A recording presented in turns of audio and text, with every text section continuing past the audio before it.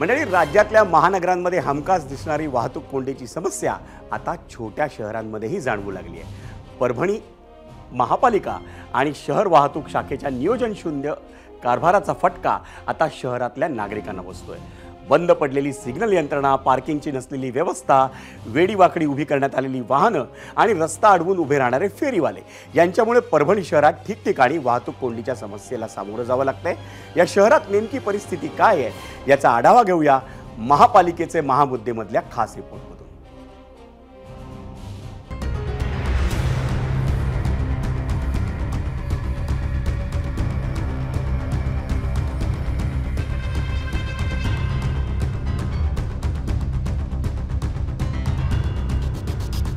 परभणी मुंबई होत आहे।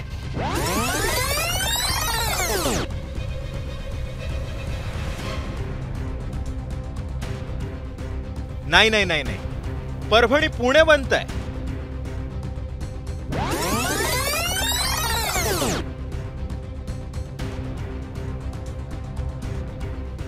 अहो नाही हो, परभणी बंगळुरू बनत चाललाय। आता तुम्ही म्हणाल की हे कसं शक्य आहे? परभणी तर परभणी आहे, पण या शहरानं असं काय केलंय की ते मुंबई, पुणे आणि बंगळुरू बनतंय?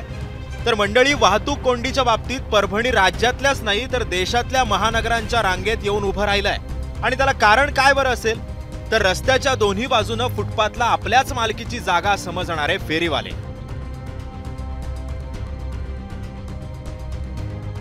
त्यानंतर उरलेल्या रस्त्याच्या दोन्ही बाजूला अवैधरित्या उभ्या केलेल्या चारचाकी, आणि हे कमी म्हणून की काय, त्याच अवैध पार्किंग मध्ये रिक्षावाल्यांची तितकीच गर्दी आहे। दादा, आपल्या परभणीमध्ये साठी म्हण आहे, त्या जर्मनी आणि भारतात परभणी। पण जर्मनीची प्रगती पाहता परभणीची जी प्रगती आहे, प्रशासनाला आणि नगरपालिकेला सांगावं असं वाटतं, नागरिकांचे जे हाल आहेत हे कधी थांबायचे? प्रत्येक ठिकाणी रस्ते अरुंद, रस्त्याचं काम झालेलं नाही, ट्रॅफिक खूपच आहे, ऑटो रस्त्यावर लागलेले असतात, हातगाडी रस्त्यावर लागलेले असतात। एखाद्याला जर अर्जंटमध्ये दवाखान्यात जायचं तर तो ताबडतोब दवाखान्यात पोहोचू शकत नाही, असे प्रत्येक ठिकाणी ट्रॅफिक आहे।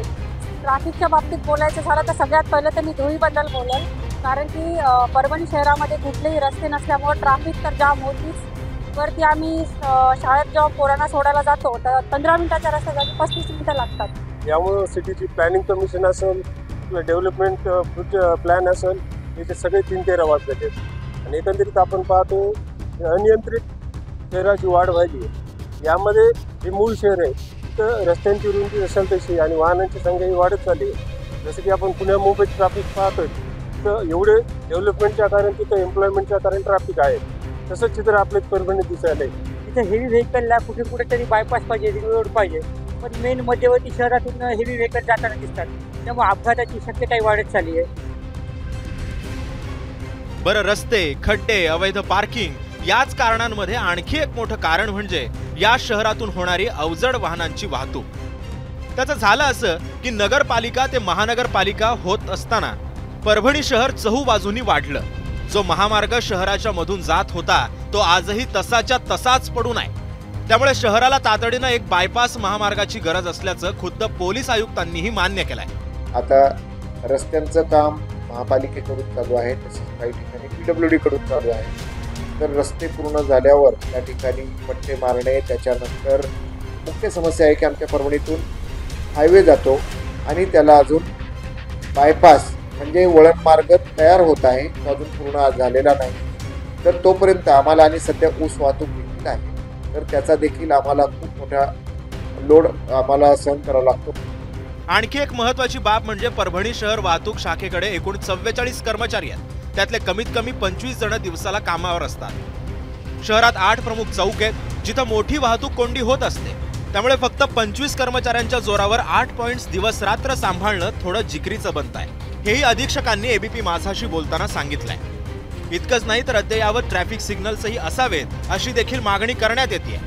त्यावर मनपा आयुक्तांनी पालिकेची बाजू समोर ठेवली आहे। महापालिकेकडून सदर रस्त्याच्या विकासाच्या वेळी एक PWD रस्ते केलेले आहे, विकासासाठी हस्तांतरित केलेले आहे। या रस्त्याचं कामकाज अद्याप सुरू आहे। त्या रस्त्यांचं कामकाज पूर्ण झाल्यानंतर मोठ्या प्रमाणामध्ये पार्किंगसाठी स्लॉट उपलब्ध होऊ शकतो आणि तशी तरतूद सायनेजच्या माध्यमातून सदर PWD निश्चित करण्यासाठी रस्ते अंतर्भूत आहे. खरं तर सगळ्याच गोष्टींचं खापर महापालिकेवर फोडून चालणार नाहीये, कारण जगात जर्मनी आणि भारतात परभणी असं अभिमानाने मिरवणारे परभणीकरही तितक्या सर्रासपणे वाहतुकीचे नियम मोडतायत, अवैध पार्किंग करत रस्ते अडवून ठेवतायत आणि आपल्या शहराला वाहतूक कोंडीत अडकवून टाकतायत.